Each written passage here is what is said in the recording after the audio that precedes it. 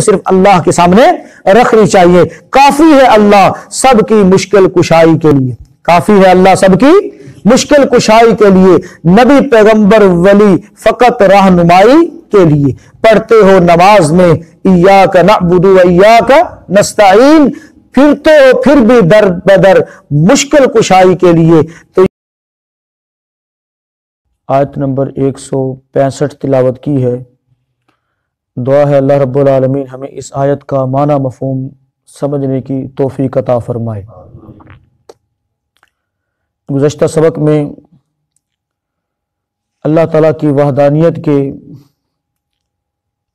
کم و بیش 8 دلائل دیے گئے ہیں۔ یہ دلائل، یہ نشانیاں اللہ کی ہستی کی پہچان کا ذریعہ بنتی ہیں۔ الہ کی پہچان بہت ضروری ہے۔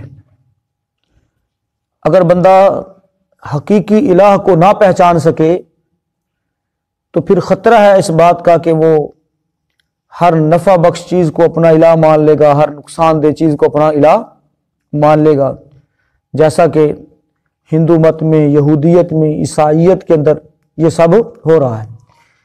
کوئی بھی چیز ان کو نفع بخش نظر آتی ہے تو وہ اس کی پوجا شروع کر دیتے ہیں، کوئی چیز ان کو ڈراتی ہے، نقصان دیتی ہے تو اس کی پوجا کرنا شروع کر دیتے ہیں۔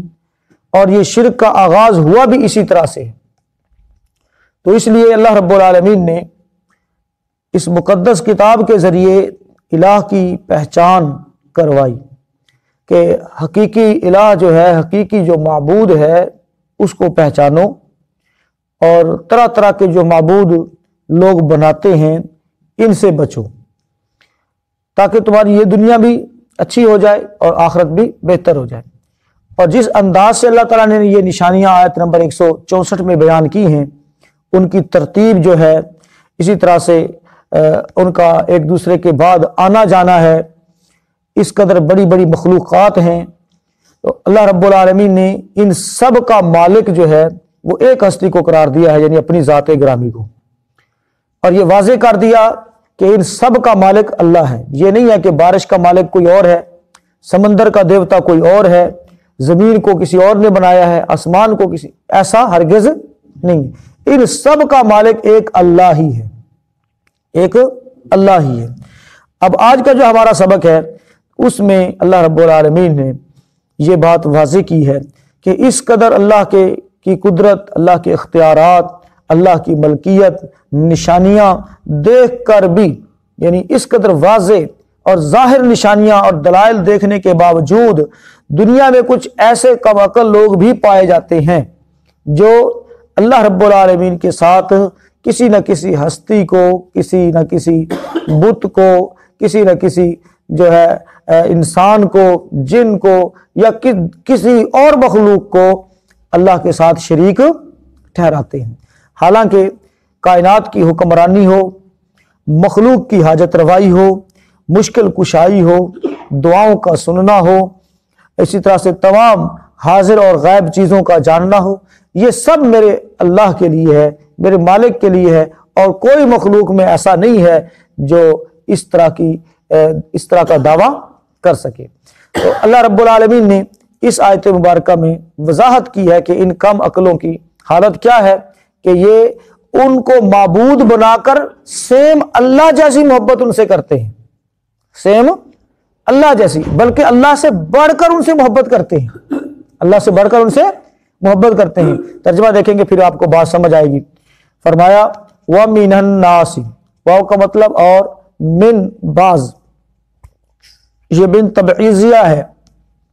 وَمِنَ النَّاسِ، اور لوگوں میں سے بعض، من یتخذ، وہ ہے جو بنا لیتے ہیں، من دون اللہ، اللہ کے سوا، اندادن، کچھ شریک، اندادن، کچھ شریک، یحبونہم، وہ محبت کرتے ہیں ان سے، کحب اللہ، اللہ جیسی محبت۔ کاف تشبیہ کا ہے، کاف کس کا ہے؟ تشبیہ کا ہے، یعنی ان کی یہ محبت جس طرح سے اللہ سے ہونی چاہیے ایسے ہی وہ اپنے ان خود ساختہ معبودوں سے محبت کرتے ہیں۔ والذین، اور وہ لوگ، آمنو، جو ایمان لائے۔ اب یہ تو ان کی کم عقلی ہے نا کہ وہ خود ہاتھوں سے بنا کر ان کی عبادت اور یا ان سے محبت ایسے کرتے ہیں جیسے مالک حقیقی سے کی جاتی ہے. لیکن ایک دوسرا طبقہ ہے اور وہ کون سا ہے؟ وہ ہے ایمان والوں کا. فرمایا والذین، اور وہ لوگ آمنو جو ایمان لائے، جو ایمان لائے، اشد وہ زیادہ سخت ہیں، وہ زیادہ ہیں، حبا للہ اللہ سے محبت میں، اللہ سے محبت میں، یعنی وہ اللہ سے محبت میں زیادہ سخت ہیں. مراد کیا ہے کہ ان کی ساری کوشش کاوش اور ان کی محبتوں کا مرکز وہ اللہ کی ذات گرامی ہے، کسی اور کی طرف وہ جاتے نہیں، سوچ بھی نہیں سکتے، وہ کسی اور کی طرف جانے کا وہ سوچ بھی نہیں سکتے. وَلَوْ يَرَ الَّذِينَ، اور کاش، یر الذین دیکھ لیں وہ لوگ، ظلموا جنہوں نے ظلم کیا، اذ جب، یرون العذاب وہ عذاب کو دیکھیں گے، یعنی کاش وہ آج ہی دیکھ لیں، کاش وہ آج ہی اس بات کو سمجھ جائیں کہ اصل محبت اللہ کے ساتھ ہی ہونی چاہیے، اللہ کے علاوہ اور کوئی معبود نہیں ہے. لیکن یہ اس وقت سمجھیں گے، اس وقت جانیں گے جب یہ عذاب کو دیکھ لیں گے. لیکن اس وقت کا سمجھنا، اس وقت کا دیکھنا، اس وقت کی سوجھ بوجھ کسی کام کی نہیں. ان القوت، بے شک جو قوت ہے، جو طاقت ہے، للہ اللہ کے لیے ہے، جمیعا ساری کی ساری. اب تو یہ کہتے ہیں نا یہ بڑی پہنچی سرکار ہے، اب تو یہ کہتے ہیں بڑی قوتیں ہیں اس کے پاس، اب تو یہ کہتے ہیں کہ جناب اس کے اشارے پر سارے کام ہو جاتے ہیں. لیکن کل کو یہ جب عذاب کو دیکھیں گے نا تو اس وقت ان کو سمجھ آئے گی کہ ساری قوتیں کس کے پاس تھی؟ اللہ کے پاس. وَأَنَّ اللَّهَ، اور بے شک اللہ تعالیٰ، شدید العذاب، شدید العذاب سخت عذاب والا ہے، بہت سخت عذاب والا ہے. ترجمہ دوبارہ سے دیکھیں. وَمِنَ النَّاسِ، اور لوگوں میں سے بعض، مَن يَتَّخِذُ وہ ہے جو بنا لیتے ہیں، من دون اللہ اللہ کے سوا، اندادن کچھ شریک، یحبونہم وہ ان سے محبت کرتے ہیں، کحب اللہ اللہ جیسی محبت، والذین اور وہ لوگ آمنو جو ایمان لائے، اشد وہ سخت ہیں، زیادہ سخت ہیں، حبا للہ اللہ سے محبت میں. ولو یر الذین اور کاش وہ دیکھتے وہ لوگ، ظلموا جنہوں نے ظلم کیا، اس جب یرون العذاب کہ وہ عذاب کو دیکھیں گے تو اس وقت جان لیں گے، اس وقت ان کی کو سمجھ آئے گی، آنکھوں سے پردہ ہٹ جائے گا اور پھر وہ جان لیں گے ان القوت بے شک قوت جو ہے، للہ اللہ کے لیے ہے، جمیعا ساری کی ساری، سب کی سب قوت کس کے لیے؟ اللہ کے لیے. یعنی سارے اختیارات کا مالک اصل میں کون ہے؟ اللہ. اس وقت ان کو سمجھ آئے گی، وہ سمجھ جائیں گے دنیا میں وہ یہی سمجھ رہے ہیں نہیں کہ یہ اختیارات اللہ کے پاس اللہ نے تقسیم کر دی ہیں اور فلاں بھی فلاں بھی فلاں بھی وہ اللہ کے اختیارات میں شریک ہے. لیکن اس وقت جب ان کی آنکھوں سے پردہ ہٹے گا اور عذاب کو دیکھیں گے، ان کے 14 طبق اس وقت روشن ہوں گے اور وہ جان لیں گے کہ سارے اختیارات کس کے پاس ہیں؟ اللہ کے پاس. وَأَنَّ اللَّهَ اور بے شک اللہ تعالیٰ شدید العذاب بہت سخت عذاب والا ہے. محترم بھائیو، آج کا جو ہمارا سبق ہے اس میں اس بات کو اچھی طرح سے سمجھنے کی کوشش کرنی ہے کہ یہ جو انداد ہے یہ اس کا کیا معنی ہے. انداد بھائیو یہ اصل میں ندا سے ہے. کس سے ہے؟ آواز لگانا، پکارنا. جس کو بھی کسی بھی مشکل میں، کسی پریشانی میں، کسی بھی جو ہے خوشی کو حاصل کرنے کے لیے جس کو پکارا جائے، اور بالخصوص ما فوق الاسباب جتنی بھی چیزیں ہیں، ما فوق الاسباب جتنی بھی چیزیں ہیں ان میں جس ذات کو، جس ہستی کو پکارا جائے تو گویا اس کو پکارنا اللہ کا شریک بنانا ہے، اللہ کو چھوڑ کر. ہاں اگر اپنی پریشانی میں، مشکل میں اللہ کو پکارا جائے تو پھر تو کوئی حرج والی بات نہیں. لیکن اگر اللہ کو چھوڑ کر کسی اور کو پکارا جائے اور یہ سمجھا جائے کہ میری یہ مشکل، یہ پریشانی کاٹنی ہے تو اس نے کاٹنی ہے، میں یہاں پر حاضری دوں گا تو میری یہ پریشانی دور ہوگی، تو پھر گویا کیا بنا لیا؟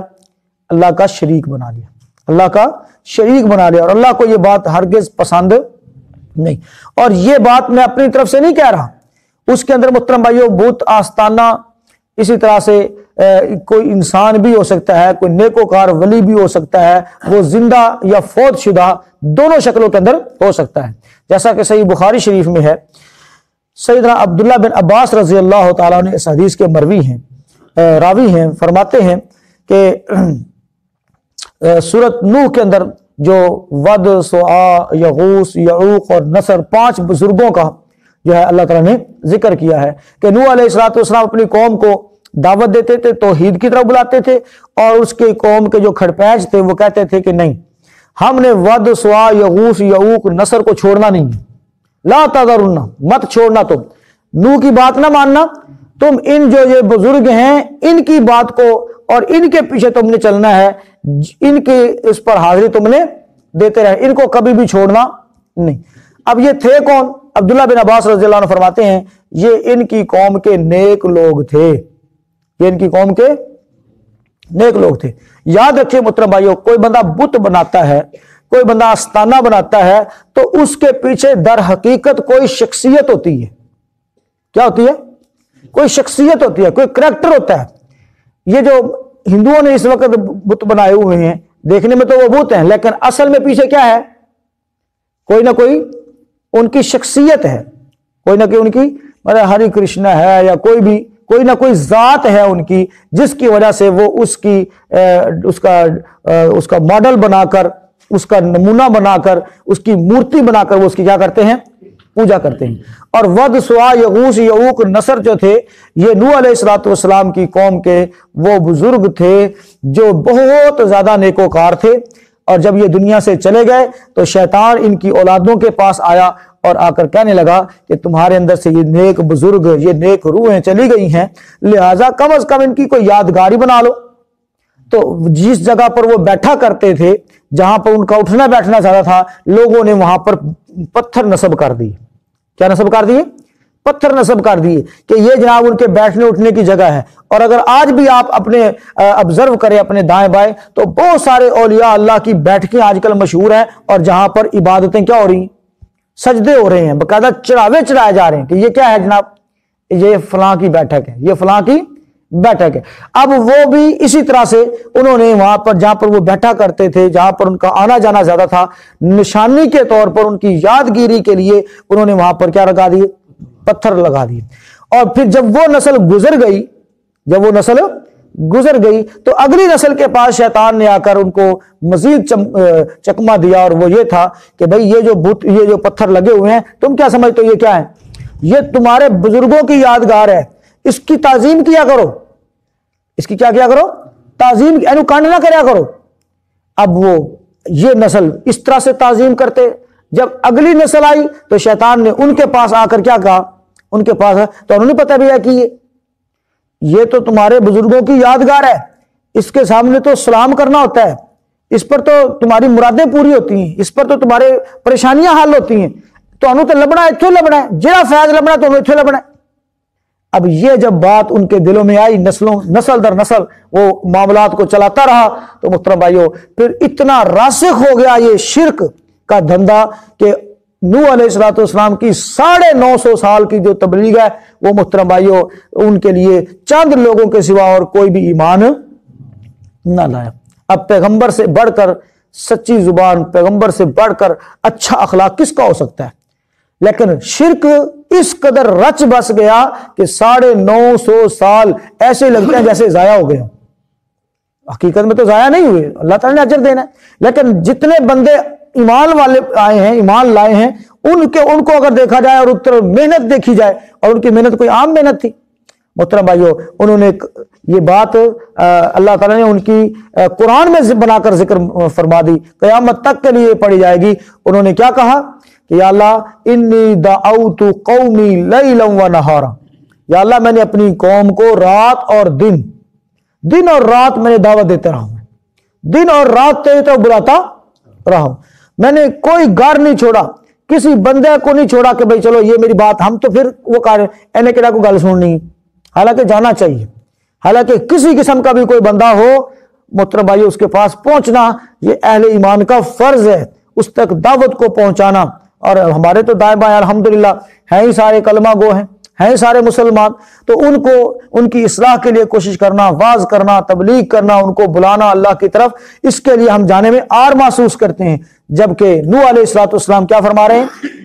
یا اللہ میں نے دن اور رات تیری طرف لوگوں کو دعوت دی ہے، لیکن جو جو میں دعوت دیتا گیا ہوں یہ اتنا ہی مجھ سے دور ہٹتے گئے، مجھ سے بھاگتے چلے گئے، اتنا ہی انہوں نے روگردانی کو اختیار کیا ہے۔ یا اللہ اب ان میں سے کسی ایک کافر کو بھی نہیں چھوڑنا، کسی ایک کافر کو بھی نہیں چھوڑنا۔ یعنی اتنا تنگ ہو گئے نوح علیہ الصلوۃ والسلام۔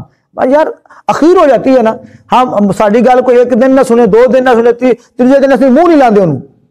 950 سال کی تبلیغ ہے، تو پیچھے مسئلہ کیا تھا؟ پیچھے وہ شرک تھا جو ان کے دل کے اندر رچ بس گیا تھا، اتنا رچ بس گیا تھا کہ وہ ان کی ہڈیوں سے نکل نہ سکتا تھا۔ تو بھائیو پتہ چلا کہ انداد میں ہر وہ چیز شامل ہے جو انسان کے دل پر مسلط ہو کر وہ مقام بنا لے جو اللہ تعالیٰ کا حق ہے، کہ بندہ اس کے اشاروں پر چلنا شروع ہو جائے، حالانکہ چلنا تو اللہ کے اشاروں پر چاہیے۔ تو بت پرست ان ہستیوں کو مورتیاں بنا کر اصل میں پوجا کرتے ہیں، اسی طرح سے قبر پرست بھی ان ہستیوں کی قبروں کو عمارتیں بنا کر ان کی پوجا کرتے ہیں، انہیں نفع نقصان کا مالک سمجھتے ہیں، مصیبت کے وقت ان سے فریاد کرتے ہیں۔ بہت ساری فریادیں اور بہت سارے کہہ لیں کہ ان کی شان کے اندر قصائد موجود ہیں جن کی لفظ سے شرک ٹپکتا ہے، لفظ سے شرک ٹپکتا ہے۔ تو بھائیو اللہ کے لیے اس بات کو خوب اچھی طرح سے سمجھیں۔ اور یہود و نصارہ کے اندر تو یہ عادت بہت زیادہ عام تھی، اور امت محمدیہ صلی اللہ علیہ وسلم کو باوجود اللہ کے رسول صلی اللہ علیہ وسلم نے کہ منع فرمایا کہ قبر کو پختہ نہیں کرنا، قبر کو پختہ نہیں کرنا، قبر کو زیادہ بلند بھی نہیں کرنا، یعنی پختہ نہیں کرنا اور قبر کو زیادہ بلند بھی نہیں کرنا۔ اور اپنی قبر کے بارے میں اللہ کے رسول صلی اللہ علیہ وسلم تو یہ دعا کرتے چلے گئے کہ اے اللہ میری قبر کو ایسا بت نہ بنانا جس کی لوگ پوجا کرنا شروع کر دیں، ایسی میلہ گاہ نہ بنانا میری قبر کو، یعنی اپنی امت کو بھی یہ تلقین کر گئے کہ میری قبر کو میلہ گاہ نہ بنانا۔ اب آپ اندازہ کر لیں اللہ کے رسول صلی اللہ علیہ وسلم جتنا زیادہ ڈرا کر گئے ہیں، ہم نے اتنی بڑی بڑی کیا بنا دی ہیں؟ قبریں بنا دی ہیں، بلکہ بڑی بڑی بھی نہیں بنائی، لمبی لمبی بھی بنا دی ہیں۔ کیا خیال ہے؟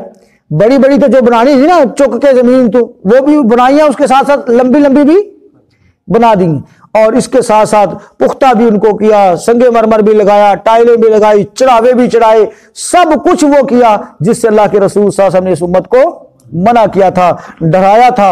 اور پھر اس طرح سے کچھ لوگوں نے ایک نیا سسٹم شروع کر لیا، وہ قبر کو تو ہو سکتا ہے پوجا نہ کریں، قبر کے اوپر تو ہو سکتا ہے وہ چڑھاوا نہ چڑھائیں، کسی زندہ شخصیت کو اپنے دل میں اتنا بٹھا لیا ہے کہ تصور شیخ کے نام سے وہ بس ہر وقت اسی کے اندر مگن رہتے ہیں، اللہ کی طرف دھیان توجہ یعنی وہ نہیں ہوگی، لیکن اپنے پیر و مرشد یا تصور شیخ کے نام پر انہوں نے ایک ذات کو اپنے دل کے اندر بٹھا لیا ہے، اور وہ اس سے ایسے محبت کرتے ہیں جیسے اللہ سے محبت ہوتی ہے۔